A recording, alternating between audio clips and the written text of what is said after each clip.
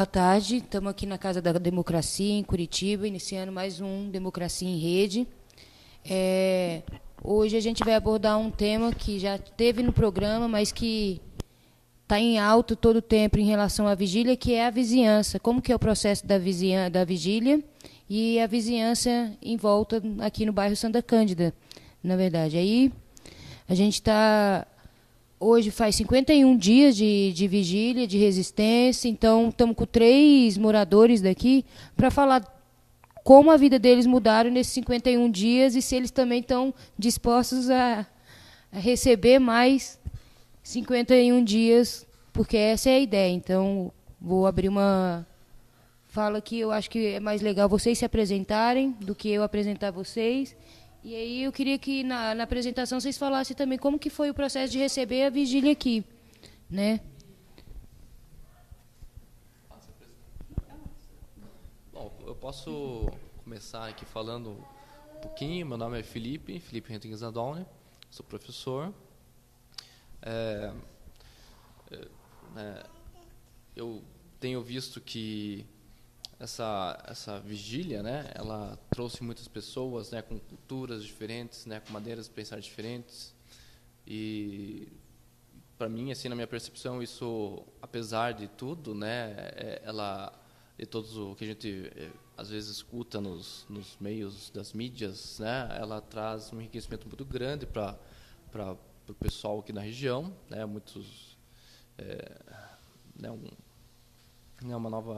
uma maneira de pensar assim muito, como é que posso dizer assim, enriquecedora, né?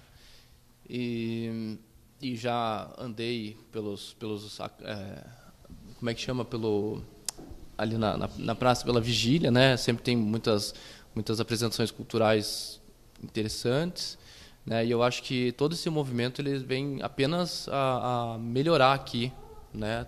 Tudo que acontece no bairro. Né? Acho que por enquanto desculpe, é que essa é uma participação especial da minha filha aqui que eu acabei trazendo, né? A minha mãe também está aqui presente, né? A Isolde Clarice Nadal, né? Eu vou acabar apresentando ela, né? Depois talvez ela fale aqui um pouquinho também, tá? Mas eu não vou ficar falando muito aqui, né? Porque tem mais pessoas. Então, boa tarde a todos. Meu nome é Sérgio Biratã, sou professor também, fotógrafo, moro aqui a 50 metros da vigília e venho acompanhando todo o processo desde o início, desde o dia 7, na verdade, quando o presidente Lula chegou nas dependências da Polícia Federal, nós estivemos lá presentes, acompanhamos muito do que aconteceu aqui, né, momentos importantes, momentos de conflito, e o que a gente tem a dizer, eu já disse desde o início aqui, toda essa movimentação para o bairro e para essa região nossa aqui, foi muito interessante do ponto de vista, por exemplo, da segurança, né? Essa aqui é uma região onde tinha muitos furtos pequenos, muitos assaltos à residência, e isso mudou, né? E eu acho até engraçado a reação de meia dúzia de moradores que não perceberam isso, que se prostam, se colocam contra a vigília e contra toda essa movimentação que está acontecendo aqui na Santa Cândida. Esse é um dado, né? Talvez o dado que eles deveriam perceber com mais clareza, com mais urgência, mas eles não percebem. Outras questões é que a gente tem limpeza numa região aqui nossa, né, que não tinha uma limpeza diária. Existem os batalhões do Movimento Sem Terra que fazem a limpeza de manhã e à tarde dessa região onde está a vigília, Olga Benário, né? Nós temos atividades culturais, né? E nós temos a presença de delegações de vários cantos do Brasil que possibilita a nós, moradores, a troca de experiência. Então, esses 51 dias é 51 dias de enriquecimento, de troca, né, de solidariedade. Então, é dessa forma que a gente vê a vigília, e 51 dias mais não nos trará nenhum tipo de problema, né, não trará nenhum tipo de perturbação à ordem nenhuma, não. Muito pelo contrário. Boa. Existe, né, a pauta muito raivosa em relação aos vizinhos, a mobilização dos vizinhos, mas teve recente aqui na Casa da Democracia uma reunião só com a vizinhança. Então, de onde surgiu o processo da vizinhança se mobilizar também contra os que estavam, não contra, mas contrapartida aos mais raivosos vizinhos que estavam se mobilizando? De quem surgiu? Assim, foi um grupo? Vocês já tinham contato? Ou foi a partir do processo da vigília que vocês se conheceram e começaram a se mobilizar também? Bom, acabei tomando um pouco de ciência, né, porque a gente vai lendo, nós vamos observando, né, o que vem acontecendo na região, e ficamos sabendo, né, que algum grupo pequeno de moradores começou a levantar-se, né, e se dizendo, né, chamando para si como voz do Santa Cândida, né, e até foi, né, a gente, e aí daí começamos a pensar que precisaríamos contrapor esse discurso, né, porque, né, é um discurso de ódio, né, não pode ficar sem resposta, né.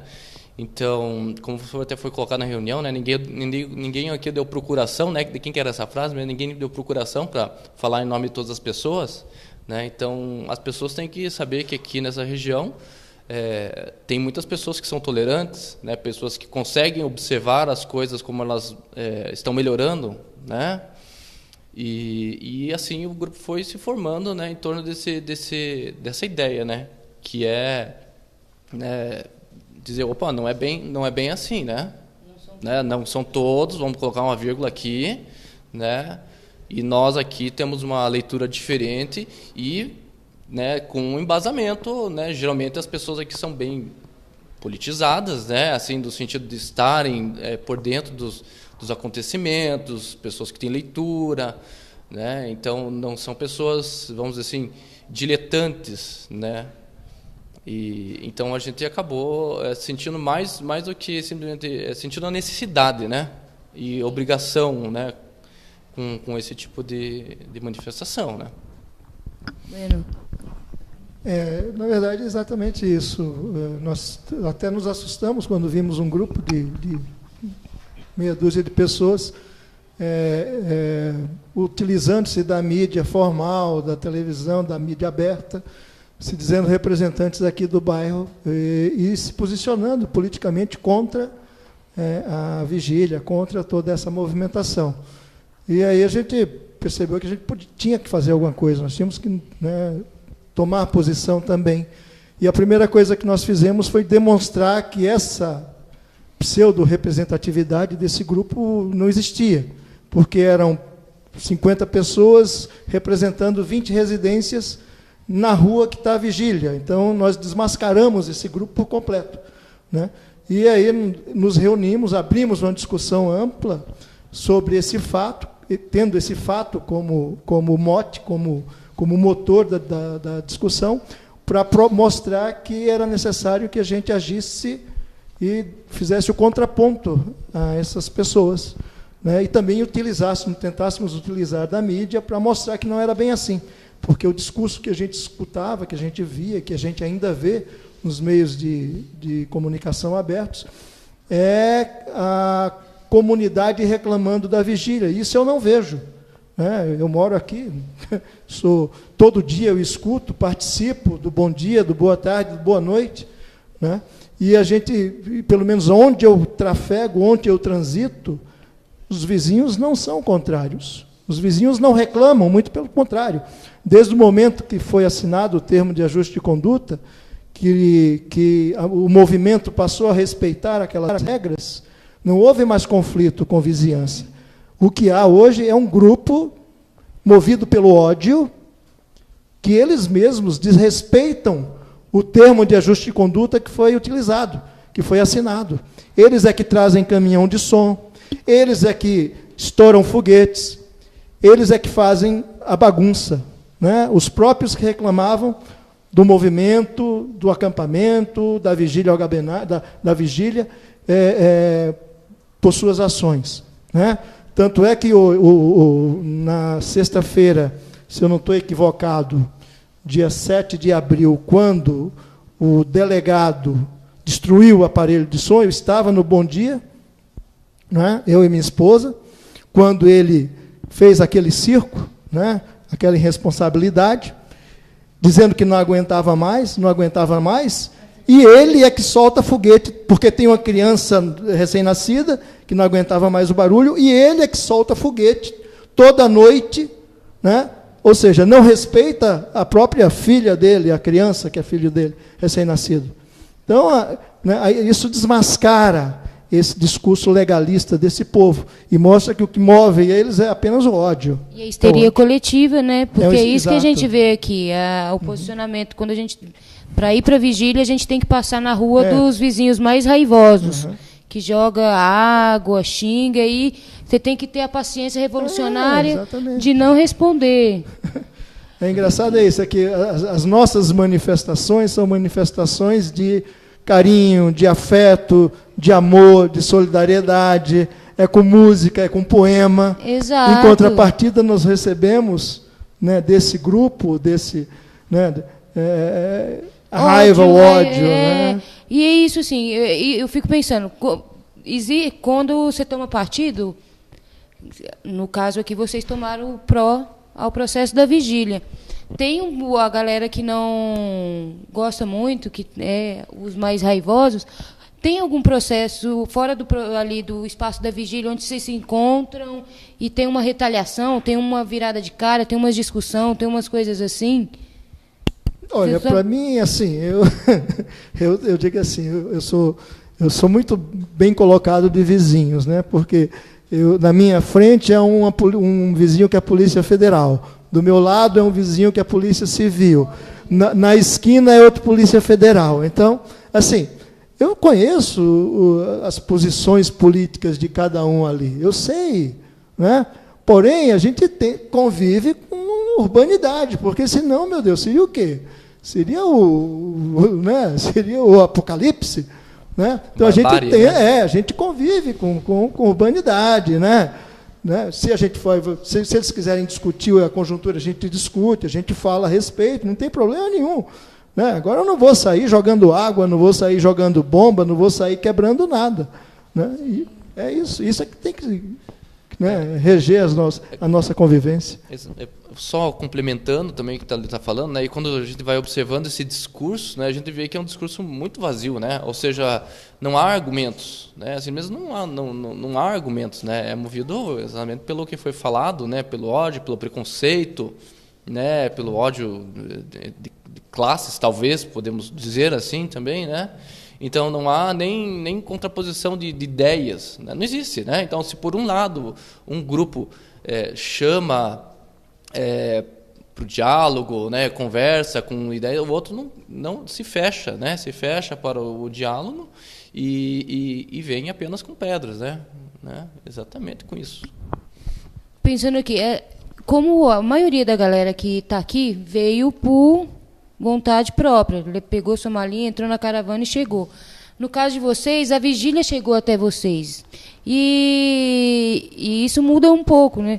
Eu queria saber do posicionamento político, do que se esperar da vigília, enfim, o que vocês esperam? Lógico que todo mundo espera Lulão descendo ali, caindo no braço do povo, mas...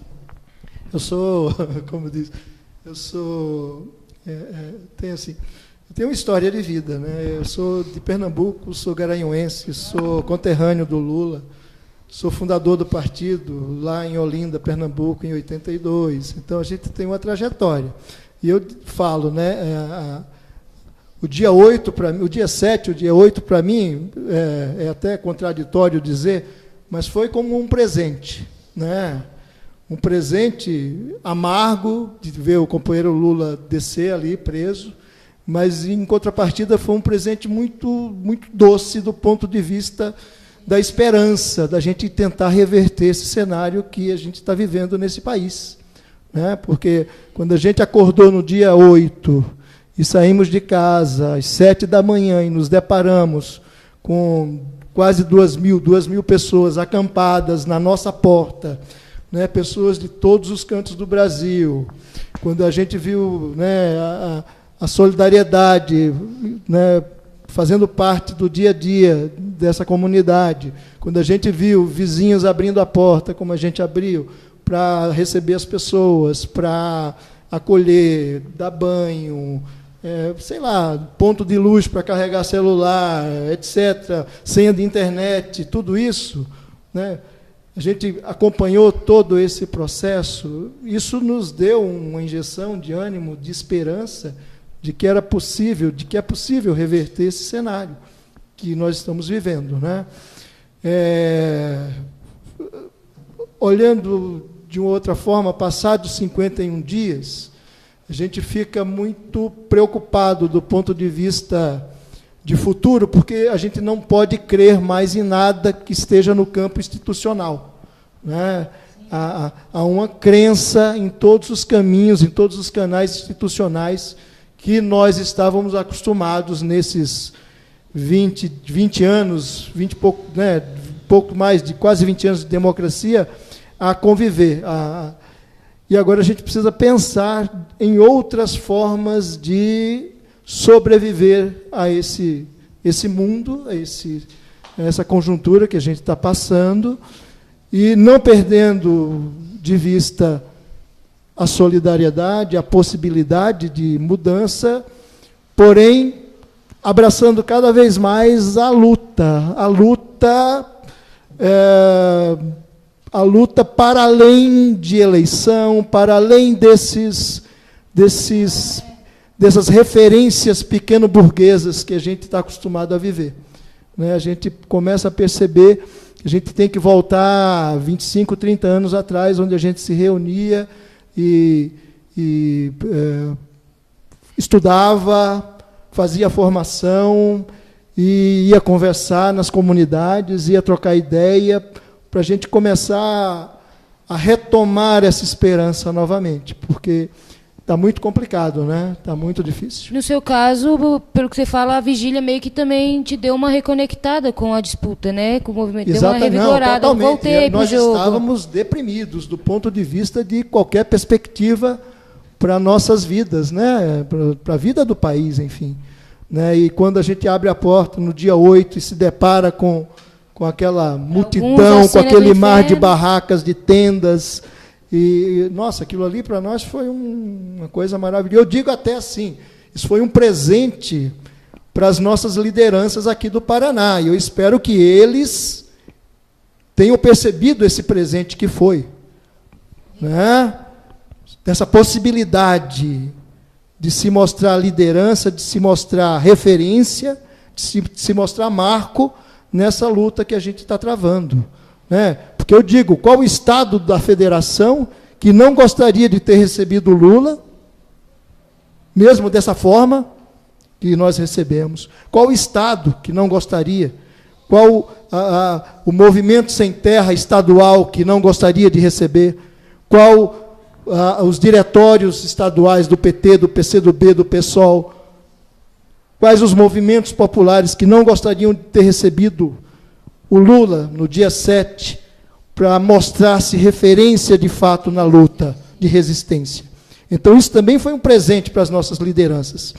E eu gostaria muito de perceber que elas tenham a altura e a altivez de dar conta desse recado. O que eu espero dessas manifestações, né, desse caso aqui da vigília, né, é que ela se intensifique, né, cada vez mais, né. Eu vejo que a minha leitura que eu faço, né, que, por exemplo, Curitiba, especificamente, né, voltando agora um pouco, né, falando um pouquinho da Lava Jato, não foi escolhida por acaso como a capital da Lava Jato, tá? Então, para mim, foi escolhida, né, por causa, né, pelas questões eleitorais, né, pela tendência, mas eu acho que quando eles trouxeram o Lula para cá, eles viram que aquela escalada de fascismo que estava acontecendo no Brasil, ela é pontual, né? Ou seja, quando o pessoal traz ele aqui para o Santa Cândida, eles veem que essas vozes que são dissidentes, que são raivosas, que são, né, violentas, elas são pontuais mesmo, né? Então, quando tem algum problema, geralmente são pessoas, né, tirando alguns pontos bem, né, que são raros aqui, são muitas vezes pessoas de fora, né? Ou seja, pessoas que se organizam para fazer isso, que inclusive é muito esquisito, né? Você se querer condenar, né? Você querer condenar, e sobretudo num processo dessa natureza, né? Mas não vou entrar agora nesse mérito, né? Então, assim, eu acho que quando o pessoal chegou aqui e viu que ele também tem apoio aqui, eu acho que realmente essa estratégia não tinha sido pensada, né? Isso não estava nos planos, né? Então, claro, eu desejo que, né, o pessoal venha, né, de todos os lugares do país, né, que podem vir para cá, né, e acrescentarem, né, trazerem aqui os seus conhecimentos, sua cultura, né, as suas maneiras de pensar, para que nós também possamos crescer aqui também, né? Tem uma coisa sobre o bairro, a gente está falando do contexto que está agora, de ter essa dificuldade, ter uma galera mais representativa da direita, do extremo, assim. Mas, historicamente, esse bairro não tem movimentos sociais que surgiram daqui, ou ele sempre foi mais apagado e agora talvez ele esteja no holofote? Assim, como professor, a gente acredita que tudo é um processo pedagógico, né? Exatamente. E a vigília aqui é um processo pedagógico. Nós vamos perceber as mudanças aqui no Santa Cândida daqui a 6 meses, 1 ano, 10 anos, né? Porque isso aqui vai reverberar no nosso dia a dia, no imaginário, nas próprias crianças, né? Que passam por aqui pela vigília para ir para a aula, né? Isso tem um poder muito forte do ponto de vista pedagógico. E até um fato interessante que eu quero relatar aqui, é que tem uma vizinha nossa, aqui da Casa da Democracia, aqui na frente, tem uma casa de esquina, sim, marrom. E é uma senhorinha assim, muito fechada e tudo mais. Sei lá, 1 mês atrás, mais ou menos, quando chegou uma delegação da POSP, num final de semana, acho que era um sábado de manhã, e o pessoal ficou ali no gramado dela, né? E, de repente, eu estava passando e essa vizinha sai com uma bacia de pipoca e entrega para esse pessoal. Porra, isso é um ato político. Né? Isso é um ato maravilhoso, que demonstra esse efeito pedagógico, né, desse processo, desse movimento que está acontecendo aqui. Sim. Então, o bairro em si é um bairro extremamente pacato, é um bairro meio de aposentados. Isso aqui tudo era chácara, que foram sendo loteadas, né? Então, é um bairro muito pacato, é um bairro quase que dormitório de Curitiba, né? O pessoal mora e trabalha em outras regiões ou no centro.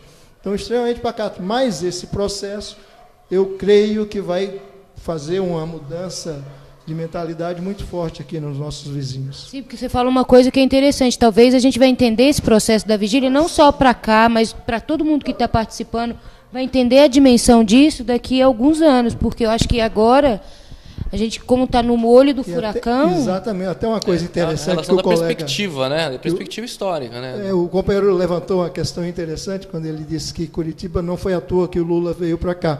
Eu até comento muito, sim, eu trago até aqui para que a gente lembre. Vocês lembram do fiscal do Sarney? Não, Plano Cruzado, fiscal do Sarney. De onde era o tal do fiscal do Sarney? Né? Daqui de Curitiba. Então, essa cidade aqui, essa província chamada Curitiba, exatamente, tem um perfil muito conservador, né? No mínimo seria, né? Mas sendo muito tênue, muito, né, amável, né? Mas o fiscal do Sarney era de Curitiba, né? Esse Juizeco é daqui, né? Toda essa farsa foi montada aqui. Isso não é à toa de jeito nenhum. Exatamente. Você quer falar alguma coisa? Não, eu acho que já foi colocado perfeitamente. Eu concordo plenamente, né? Eu fico pensando aqui, enquanto a gente está conversando, certamente ali no comentário, está rolando uns comentários assim, vai trabalhar, vagabundo, vai não sei o quê. E assim, a gente, encaminhando já para o final também, para um comentário desse, e assim, o que vocês falariam? Respondendo no olho da câmera, fala, mano... Olha, assim... trabalhar vem de tripalho, né? Vem de tortura. Exatamente. Então, primeiro que eu não usaria esse termo, eu diria, olha, vai fazer bem para alguém na vida, e eu estou aqui fazendo bem para muita gente, para uma coletividade imensa que talvez eles não tenham nem a noção ou a dimensão do tamanho dessa coletividade, que é falar um pouquinho sobre solidariedade, sobre esperança e sobre a necessidade da gente resgatar esse Brasil que foi perdido em 2016. Né? A gente trazer de volta todas as boas políticas que os governos do Partido dos Trabalhadores trouxeram. E eu digo até mais para essa pessoa que geralmente diz, vai trabalhar. Digo, companheiro, vai procurar como foi ou como é a vida em países que já passaram desse nível de subdesenvolvimento que nós passamos. Né? Geralmente, essas pessoas poderiam procurar como é que foi esse processo que determinados países já passaram há 50, 70, 80, 100 anos atrás, né? Que é o processo da reforma agrária, que é o processo da social-democracia, que são esses processos de distribuição de riqueza, de renda, né? E a gente ainda está tentando passar. Então, a gente tem que resgatar esse governo que foi tão benéfico à população e fazê-lo continuar o processo para que a gente evolua, que a gente se torne, de fato, uma nação. Bom, o que eu poderia falar para esse pessoal, na verdade, primeiro, né, é triste ver isso, né, claro. Geralmente, quando a pessoa vem com uma qualidade de argumento desse jeito, se é que dá para dizer argumento, eu não respondo, né. Eu não respondo, deixa que a natureza cuida, né. Mas, né, se tem alguém, obviamente, às vezes que está falando, vai trabalhar, está xingando, mas que de repente possa estar aberto a escutar, né, porque escutar também faz parte, né. Muitas vezes a gente fica fechado no nosso mundo, né, e não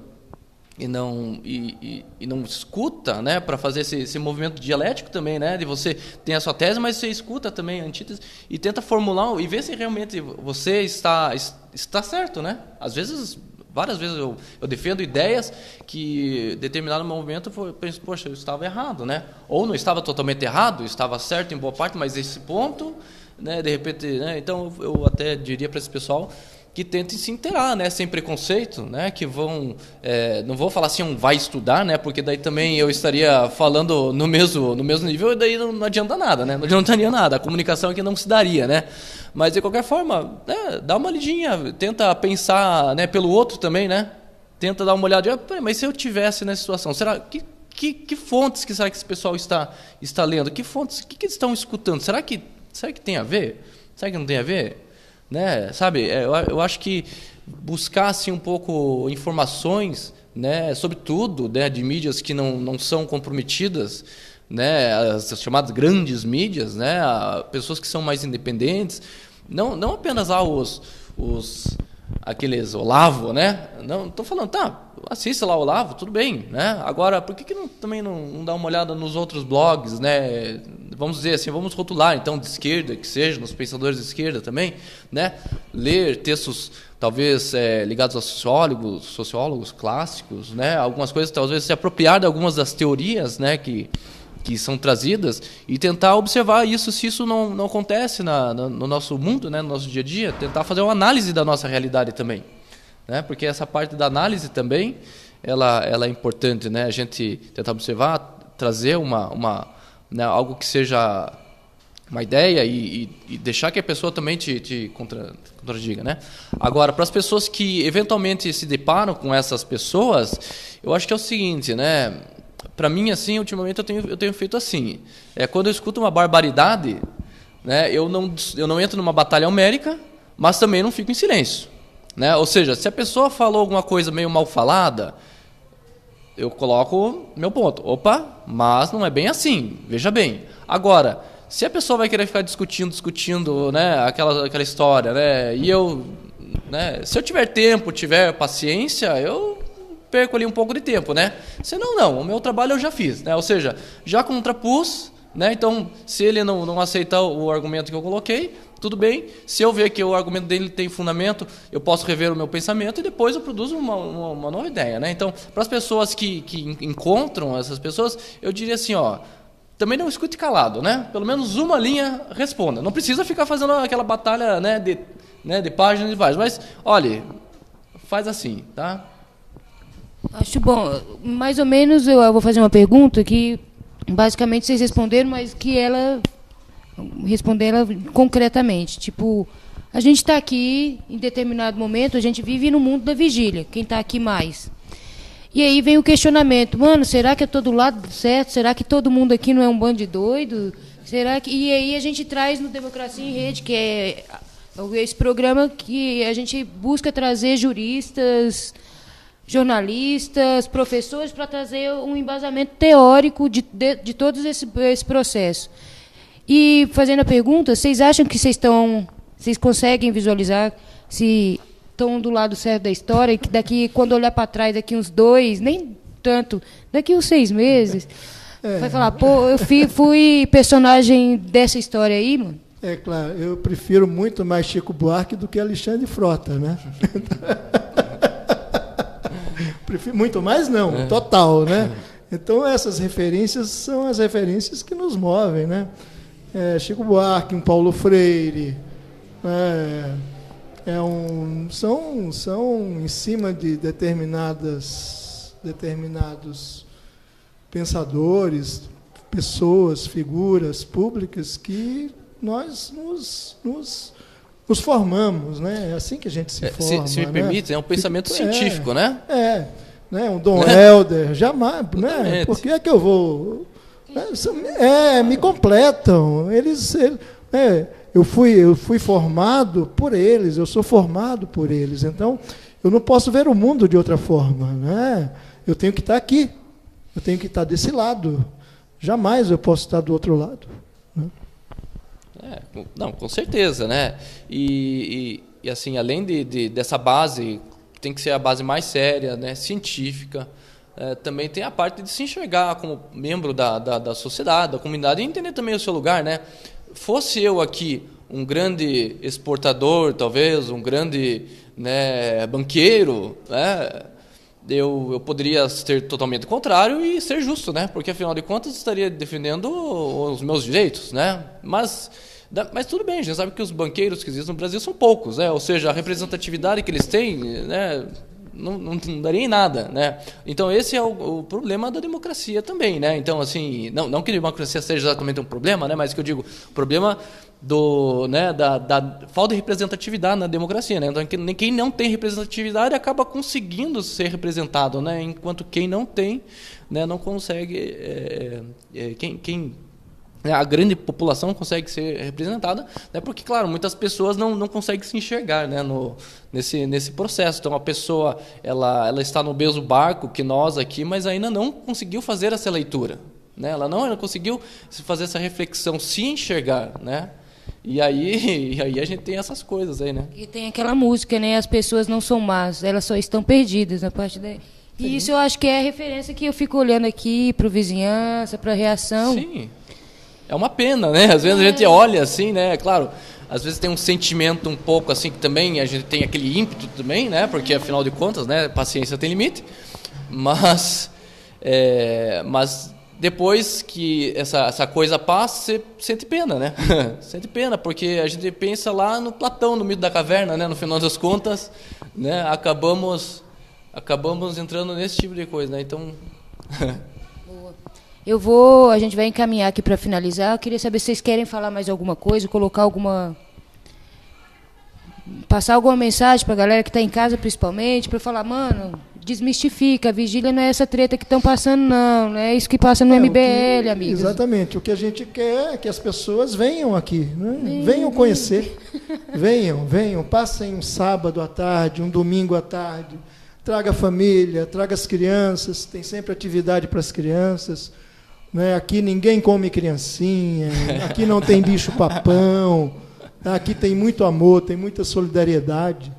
Né? A gente quer o melhor para todo mundo, a gente só não quer o melhor para quem tenta nos expropriar a vida, para quem tenta, né, nos fazer de bobo, como os banqueiros, como os empresários, né, como, né, os lacaios aí do nosso país. Mas para a grande maioria da população, para você que é trabalhador de fato, né? Para você que é classe média e que vende a sua força de trabalho, meu amigo, seu lugar é aqui também. Tá? Boa tarde a todos, obrigado a vocês. Quer falar alguma coisa? Pois é, eu não queria falar depois dele, porque, poxa, foi maravilhoso o que ele falou, né? Mas, assim, até para aquela pessoa, às vezes, que, né, que tá do contra, né?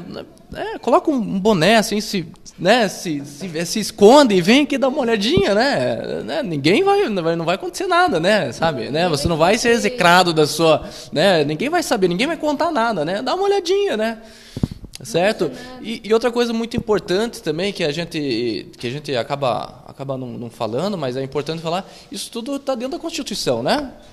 Então, tentar reprimir, tentar cercear essa liberdade não é nem constitucional. Na verdade, isso já seria um crime. As coisas que vão acontecendo contra o acampamento, inclusive no âmbito da justiça, são inconstitucional, né? Assim, sabe, eu claro, teria que dar uma boa... Eu também não quero ser superficial também, né? Teria que dar também uma boa leitura em todos os despachos dos juízes e tudo mais. Mas a gente tem vários lideranças, vários juristas que, né, muito mais contra essa repressão, né, que já podemos dizer que é repressão, do que a favor, né? Então isso endossa o que a gente está falando, né? É a favor, né? Então eu não gostaria de ter falado depois, né? Mas agora eu falei. Todos que querem falar é bem-vindo. Lembrando que aqui o Democracia em Rede acontece todo dia às 14 horas e desde o lançamento dele a gente está aberto. Então, se os vizinhos, a galera que está incomodada, tiver proposta e quiser falar que tem uma equipe que vai fazer a transmissão, que vai fazer, mas venham. Talvez seja melhor do que ficar no xingamento e na raiva. E a gente vai encaminhando para o final. Queria agradecer muito vocês dois, a sua mãe e o bebê, a participação especial. Pois é, acabei... Uma participação... Pessoal, desculpa mesmo, né? Eu acabei trazendo a minha mãe, acabou cuidando da minha filha. Não, nada... Crianças são bem-vindas, lembre-se, ela está vivinha aqui, a gente não comeu ela. Então, você que está em casa, venha, que a vigília está aqui há 51 dias, vai ficar mais 51 se for preciso, a Casa da Democracia está aberta, venham. Posso pedir uma coisa? Claro. Então tá, eu quero mandar um beijo para minha neta Valentina. Valentina, Valentina. Porque a Valentina, ela todo dia eu a levo para a creche de manhã cedo e ela sai de casa e a primeira coisa que ela faz é: bom dia, presidente Lula! E é uma figurinha carimbada aqui na vigília. Então, um beijo para a Valentina. Já eu vou buscá-la no CEMEI. Valeu. Valeu, obrigada, gente, quem participou, quer complementar? Não, então vamos fechar. Graças, até amanhã, Democracia em Rede, sendo transmitido por 30 páginas de mídia ativismo. E é isso, é nós, Lula livre. E lembre-se, as pessoas não são más, elas só estão perdidas. Então vamos ter a paciência revolucionária e contrapor o ódio que estão trazendo.